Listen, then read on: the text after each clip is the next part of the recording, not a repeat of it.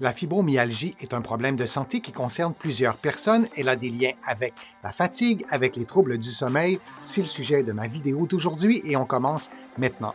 Je suis Denis Fortier. Si vous êtes nouveau ici sur ma chaîne YouTube, je vous conseille de vous abonner en cliquant sur le coin inférieur droit de l'écran. Je vous invite aussi à vous abonner gratuitement à mon infolettre en visitant le www.denisfortier.ca.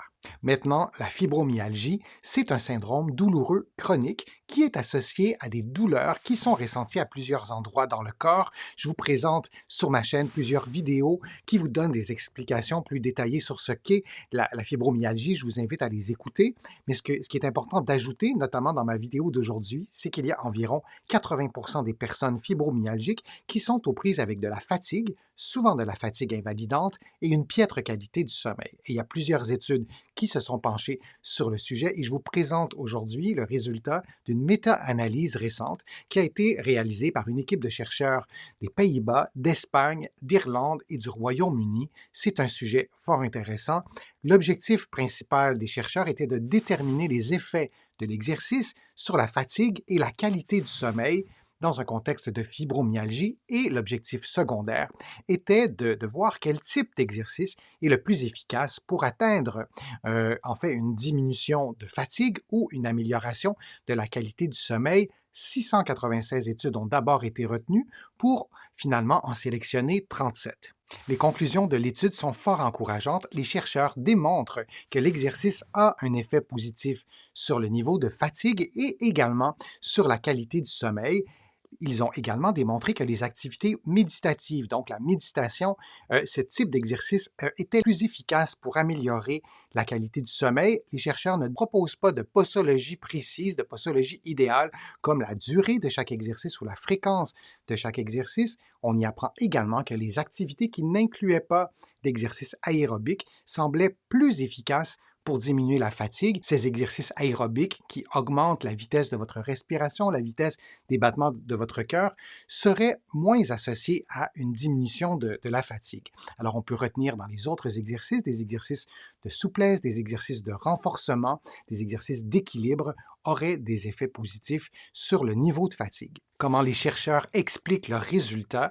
Eh bien, ils émettent des hypothèses et on sait d'abord que le cerveau des personnes fibromyalgiques démontre certaines aberrations, pour le dire comme ça. Par exemple, par rapport aux personnes qui n'ont pas la fibromyalgie, il y a des taux anormaux de métabolites qui ont été observés dans l'hippocampe, un endroit bien spécifique du cerveau. Il y a également des anomalies structurelles, comme des modifications de volume à certains endroits du cerveau. Et il y a aussi un dysfonctionnement du système nerveux autonome, ce système nerveux autonome qui est constitué notamment du système nerveux sympathique, le système qui vous active, et le système parasympathique, le système qui vous calme.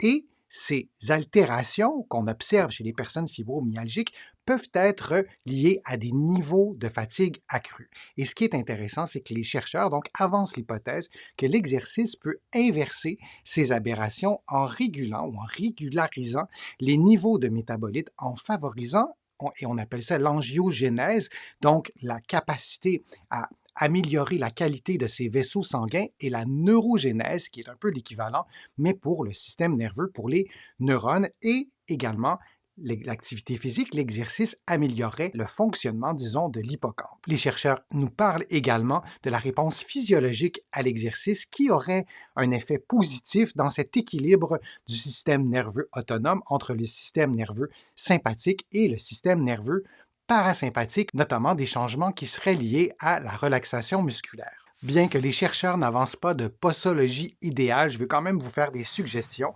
D'abord, les chercheurs nous disent qu'on doit adapter la quantité d'exercice, le type d'exercice à chaque personne. Chaque cas de fibromyalgie est différent, la sensibilité à la douleur, l'intensité de la douleur, ce qui la déclenche aussi, ces manifestations sont fort différentes d'une personne à l'autre. Alors, on doit en tenir compte quand on élabore un programme d'exercice et quand on détermine sa posologie. Moi, je vous recommande idéalement de faire plusieurs séances par semaine, bien que ces séances pourraient être plus courtes. Idéalement, essayez d'en faire au moins 10 minutes, si c'est possible, et si ce n'est pas possible, vous en faites moins.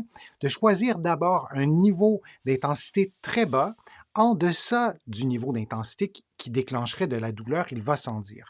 Je vous propose aussi peut-être de commencer par des exercices de non-mise en charge, des exercices pendant lesquels votre poids n'est pas sur vos articulations, comme des exercices que vous feriez au sol ou dans votre lit. La marche peut également être une bonne option. C'est beaucoup plus facile de doser l'intensité de la marche, de prendre des pauses régulièrement, par exemple, et peut-être aussi commencer et terminer par des exercices de respiration rythmée. Vous allez en trouver plusieurs sur ma chaîne. Ces exercices sont davantage associés à la stimulation du parasympathique, cette partie du système nerveux autonome qui vous calme. Je vous invite à visionner les autres vidéos sur ma chaîne qui vous donnent des trucs, des conseils pour diminuer la sensation de fatigue et pour mieux dormir. J'espère que la vidéo vous a plu, que les informations étaient claires, précises. Si c'est le cas, je vous invite à partager la vidéo sur vos réseaux sociaux, à cliquer j'aime et à la commenter. Vous le savez, ça me donne plus de visibilité et ça m'aide à vous produire de nouveaux contenus. Vous allez trouver aussi beaucoup d'informations sur mon site web, le www.denisfortier.ca. Il y a aussi beaucoup d'autres informations dans mes livres que vous pouvez trouver partout au Canada, en librairie et sur le web. Mes livres sont aussi publiés de l'autre côté de l'Atlantique et je vous mets le lien dans la description de cette vidéo-ci pour que vous puissiez les trouver facilement. Je suis Denis Fortier. Je vous remercie beaucoup. À bientôt.